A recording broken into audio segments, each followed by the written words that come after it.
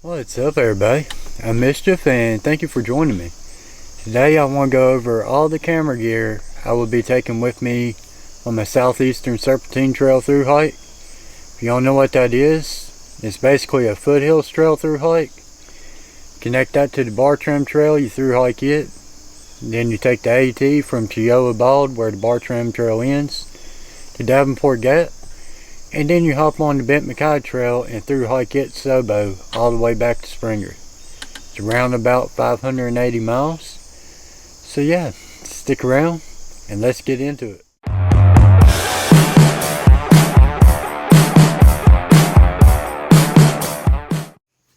Alright, so I switched to my phone for just a few while I go over my camera and my mic. But I use the Sony A6400. I absolutely love this camera. It's 24 megapixels and it's got plenty enough megapixels for me to where I can do my prints up to about 12 by 18. I could go a little bit bigger, but you start to lose some of the detail. This thing, it's just awesome. And I have a L bracket cage on there that makes it where I can take photos like this if I want to, or I can, both my tripods, depending on which one I carry with me, has an Arca Swiss plate on it. So this, only thing I have to do is pop it down there, twist, and I can take a vertical picture. Same with this, I can sit it down, twist, and it's on there. It has a Peak Designs capture clip. Yeah, this is just an all-around awesome camera. On it right now, I have one of the lenses I'll be taking with me. I'll be taking two. This is the Sigma 16mm 1.4. If y'all follow me on Instagram, you know I love taking astrophotography and really wide landscapes. And this is the equivalent to about a 23.5 or 24 millimeter on a full frame sensor, which is pretty wide. And this 1.4 aperture makes it where I can get some amazing night shots. And this is also the lens I'll be using when it's really low light, because my other lens, it just really sucks in low light. Alright, and for a mic, and then we'll switch back to the actual camera.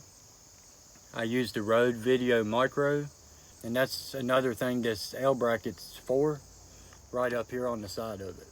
And it keeps it from blocking that, which a lot of times I don't use this, because I know if I look directly at this when I'm holding it, just like that, I know I'm going to be in frame. So yeah, that's my camera, my nighttime and low light lens, and my mic. So yeah, let's switch back to this and we'll get into the rest of the camera gear. Alright, now we're back to the actual camera. My main lens I use for video and everything, because the Sony A6400 does not have in-body stabilization. This is the Sony 18 to 135, and the main reason I carry that Sigma lens, it's got an f1.4 aperture. That means it lets in a ton of light. The smallest this will go is 3.5. It's 3.5 to about 20 millimeters, and then it jumps up to 5.6. So this thing it's a kit lens, so it's not going to be all that great, but it's just terrible in low light. And my phone, the iPhone 8 Plus, it's terrible in low light.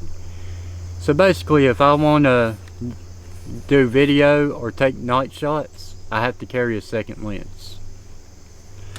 But this 18 to 135, it's decently sharp, especially in the center. It kind of loses it a little bit in the corners. So on prints and stuff I sell, I actually crop out the corners a little bit, just because this lens, they just kind of fall apart. But the rest of the image is pretty daggone sharp. But it has a manual focus and autofocus switch, which it comes in really handy, because if I do like some real close-up shots and I got my shutter speed and everything set for to where I can slow it down, manual focus works so much better because you can actually keep everything in focus as you're moving. You have it on autofocus, it just hunts and hunts and hunts and hunts, and you'll have something in focus right next to you, another thing way over here. It just looks a whole lot better and a whole lot smoother using manual focus. But yeah, and I just have the little lens hood to it. It helps keep down lens flare. All the time on this lens or that lens, if I'm doing video, I have this on it. This isn't like an Instagram filter or something like that. This is a Hoya variable ND. Basically what it is sunglasses for your lens. Like if you look, and then if I turn it, see it gets darker, gets lighter. This is for whenever you want to shoot cinematic footage. You want to have your frame rate or your shutter speed double your frame rate. I shoot in 24 frames per second, so my shutter speed needs to always be 1/50th of a second to get that good motion blur.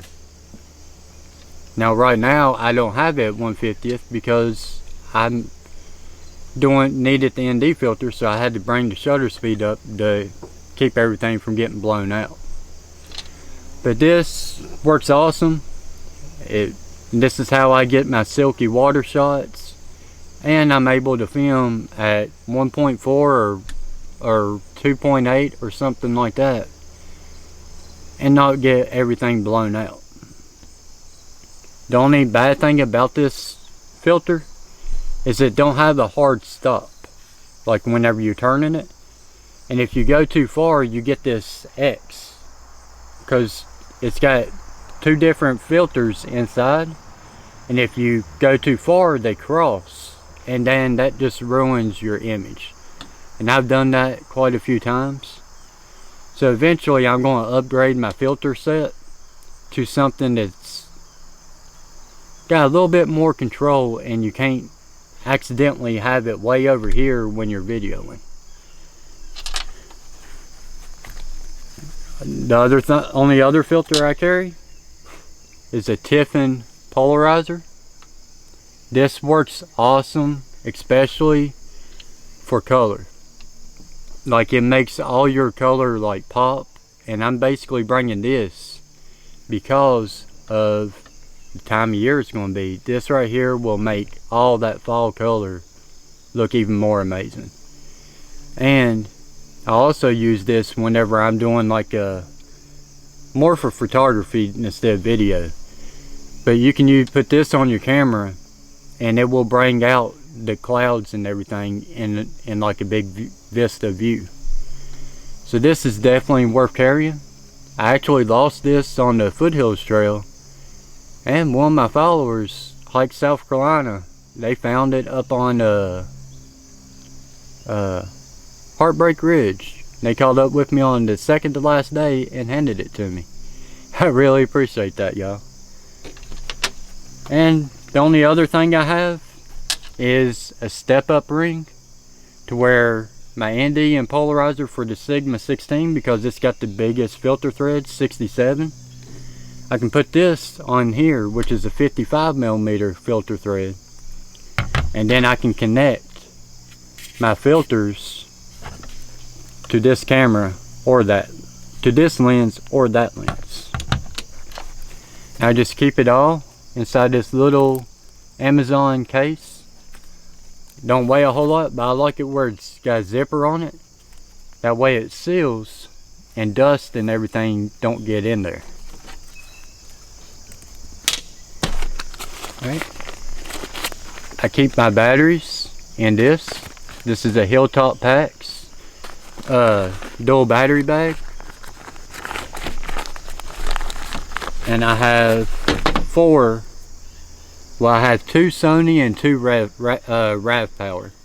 But they're just the Sony MPW50 batteries.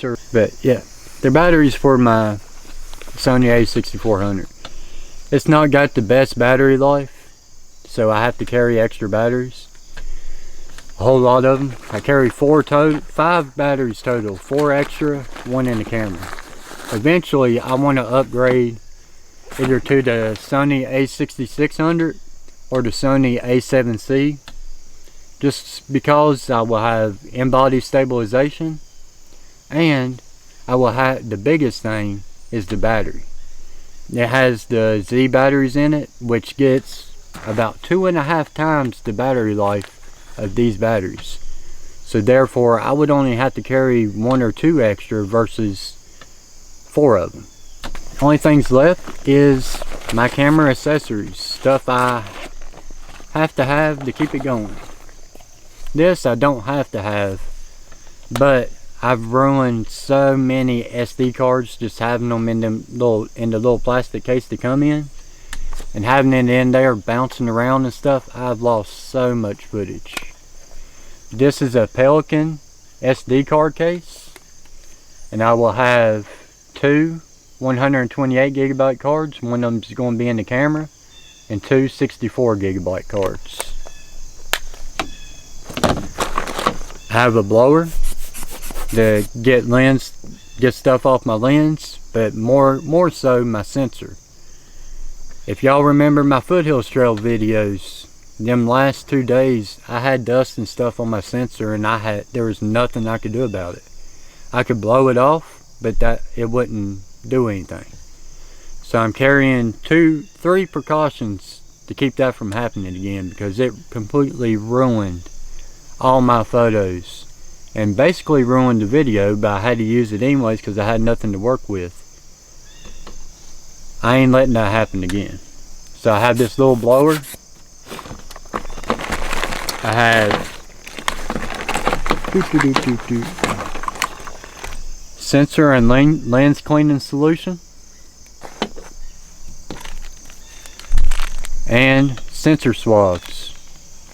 They're just completely clean swab. You just take 1 spray of this and put it on the end of it. Your sensor's square in your camera, and you just take that and do it once, turn it around, do it again, and it completely cleans your sensor. I have a dual battery charger for my camera. I have a little brush to get dirt and stuff out of the corners of it and everything, and that also helps keep your sensor clean. I have a microfiber towel, and I'll have another one of them in my hip belt pocket. I have a camera to lightning cable thing, and I have an SD card reader. The SD card reader is for photos. This is the only way I can get video off the card without being a total pain in the butt. And I keep all that inside of Mount Moore Designs little DCF zip bag. I've had this thing, gosh, probably almost 3 years now, and it's still going completely strong. Alright, only thing left is my tripod, and I am undecided on which one I'm going to take. I'm either going to take this. This is the Manfrotto Evo Pixie, and you can take the legs out to get it even more stable. Which, if I have that 16mm on there, it ends up being a little bit of a heavy camera, counting the mic and everything else. This works, but it is so hard to get the kind of shots I like to get, like of me and waterfalls and everything else. A lot of times this ends up just being too short. I was using the Petco Ultrapod, I've went through 2 of them because the little ball head on it broke off. So I don't trust them anymore. So it's either going to be this or what the camera is sitting on right now.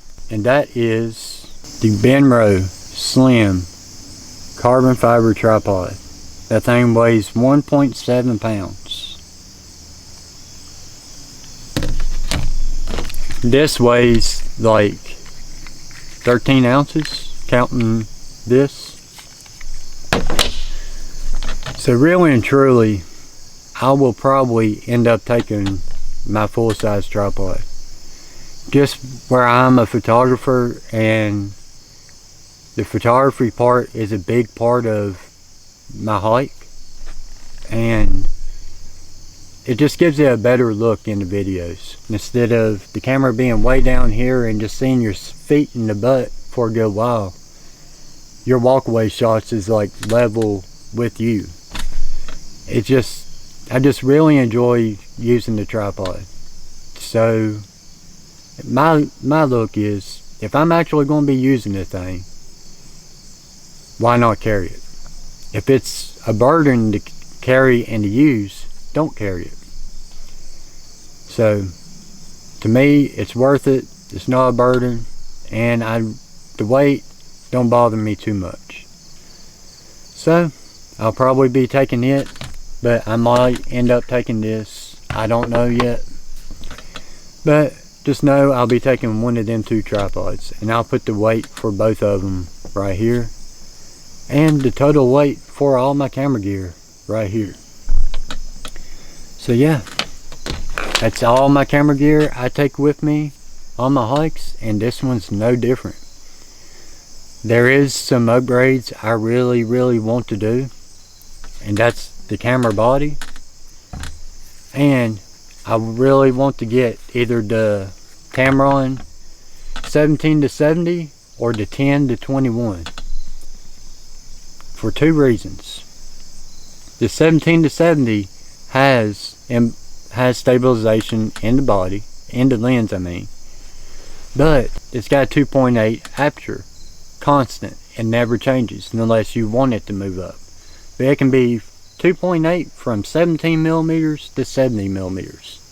Unlike this, I barely move it, I go up to 5.6. The reason I want that, it will eliminate having to carry both of these lenses, which is in all would save me about a pound on my camera setup.